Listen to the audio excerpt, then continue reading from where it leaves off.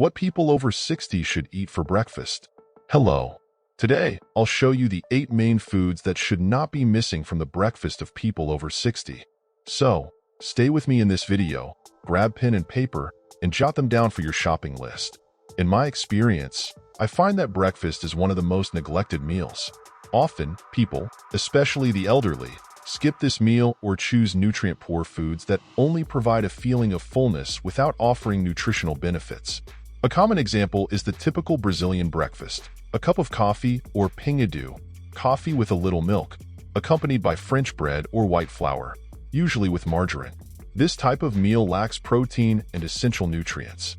Considering this breakfast, which is common for many people, especially the elderly, we can see that it is very poor in nutrients.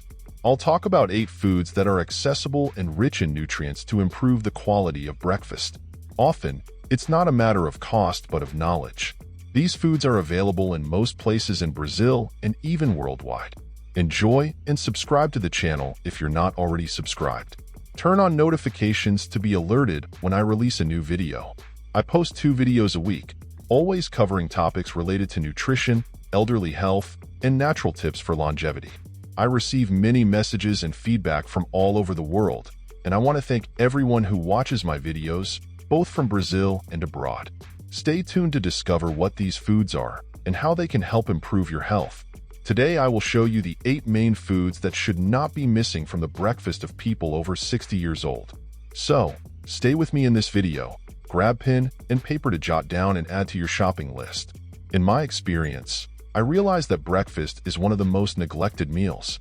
Often, people, especially the elderly, skip this meal or choose nutrient-poor foods that merely give a feeling of fullness without providing nutritional benefits. A common example is the typical Brazilian breakfast, a cup of coffee or pinhado, coffee with a little milk, accompanied by French bread or white flour, usually with margarine. This type of meal contains little protein and essential nutrients. Thinking about this breakfast, which is common for many people, especially the elderly, we can see that it is very nutrient-poor. I will talk about 8 foods that are affordable and rich in nutrients to improve the quality of breakfast. Often, it's not a matter of cost but of knowledge. These foods are available in most places in Brazil and even globally.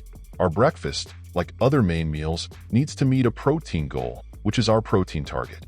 I'll explain how to calculate it. We take 1.5 times our weight and divide it by the number of meals during the day, which can be 3 to 4. In practice, if I weigh 70 kilograms, I multiply 1.5 by 70, which gives 105 g of protein. These 105 g of protein are divided among the main meals. On average, this gives 25 to 28 g of protein if there are 4 meals or 30 to 35 g if there are 3 meals. Breakfast should also include protein in this calculation, but in practice, this often doesn't happen. I'll talk about the first food, which is protein-rich, inexpensive, and easy to make: eggs. Unfortunately, eggs have been vilified for a long time as a food that could be harmful to health. Recent studies have shown the opposite, indicating that they bring many benefits, especially if consumed daily. Among the main meals, it is more suitable to consume them in the morning, so as not to replace another high biological value protein, such as meat, chicken, or fish, which can be consumed at lunch or dinner. Eggs are the main food that must not be missing every day at breakfast. They can be boiled, fried, with a little butter or olive oil, scrambled, mixed with milk to make them creamier, or in the form of an omelet. In an omelet, we can add chopped cheese, oats, and other nutrients to enrich it even more. The second food is yogurt, preferably with kefir.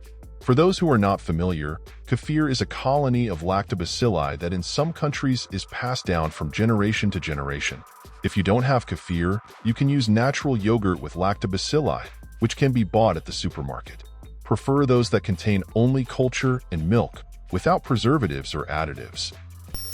Oh, I forgot to tell you the news. Click on the link in the description or on our first pinned comment and get your free ebook now to start deworming. The preparation of yogurt is very simple, and you can use the amount from the previous preparation to make the next one. So, basically, when you heat the milk, it doesn't need to boil. Wait until it cools down a bit to be touchable, around 45 to 50 degrees Celsius. Then, add the yogurt from the last time you made it, or if it's the first time, use store-bought yogurt. Put everything in a clean, sealed container and leave it in a darker, warmer place.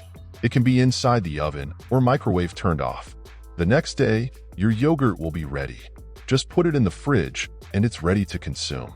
This is a simple and economical tip, which can be done with any type of milk, like bagged, boxed, or powdered milk. I personally have never tried it with powdered milk, so if anyone has, please share in the comments so we can all learn. Yogurt is a very healthy food and important nutritionally, especially for its proteins and probiotic bacteria, which are great for the gut. Additionally, it aids in the absorption of essential amino acids. There are many benefits to consuming yogurt, even for those who have doubts about whether milk is inflammatory. In 2023, the Brazilian Association of Nutritionists recommended that milk is not inflammatory, based on various studies. Similar to what happened with eggs, which for a long time were considered villains and later showed proven anti-inflammatory effects in studies. So, if you don't have lactose intolerance or a milk protein allergy, there's no problem in consuming it. However, for those with these specific conditions, milk can cause discomforts like diarrhea or bloating, depending on the amount consumed. It's important to assess how your body reacts and adjust consumption as needed. If you don't enjoy the taste of milk or have experienced improvements by removing it from your diet due to any allergic reason, you can obtain the nutrients it offers through other food sources, such as calcium and protein. Now on to the third food, oatmeal. Despite some criticisms, studies show its significant benefits. Oatmeal is rich in iron, magnesium, fiber, and protein. Adding 3 tablespoons of oatmeal to milk porridge, for example, makes for a highly nutritious and fiber-rich meal. You can also include it in omelets for a protein and fiber-rich breakfast option. The fourth food is fruits. Including a serving of fruits in breakfast is crucial for obtaining micronutrients such as vitamins and minerals like vitamin C, magnesium, sodium, and zinc, in addition to fiber, which is essential for intestinal health. Another interesting food is vitamin shakes, made by blending yogurt or milk with a fruit or protein supplement using a blender or mixer. This combination provides a good amount of protein, vitamins, and fiber, being easy to digest and consume. It's an excellent breakfast option, especially when combined with other nutritious ingredients. The sixth food is green juice. Made in a blender or mixer, it can include ingredients like kale, cucumber, apple, citrus fruits, and banana. It's important not to add sugar, using only the natural sweetness of the fruits. Besides being a rich source of water, green juice offers many micronutrients such as vitamins and minerals. The seventh food is flaxseed, which can be incorporated daily into breakfast. Just a tablespoon of ground flaxseed, blended in a blender to form a meal, can be added to smoothies, green juice, yogurt, or even omelets. Rich in omega-3, essential for health, especially if you don't regularly consume fish. Lastly, the final food is whole grain bread. Made with whole wheat flour, it's a healthier option than refined flour bread. Making it at home is ideal to avoid ultra-processed foods. There are many simple recipes available online, and using a bread machine can make it easier. You can add seeds like sunflower, flaxseed, or chia for a nutritious multigrain bread. Rich in fiber and low glycemic index carbohydrates, whole grain bread is a great energy source for the day, especially if you engage in morning physical activities. Remember that these foods can be varied throughout the week.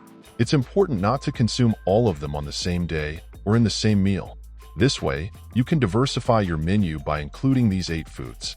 As for coffee, there's no problem in continuing with your usual coffee habit. We know it's a common practice in Brazil and part of breakfast, even if you don't drink coffee per se.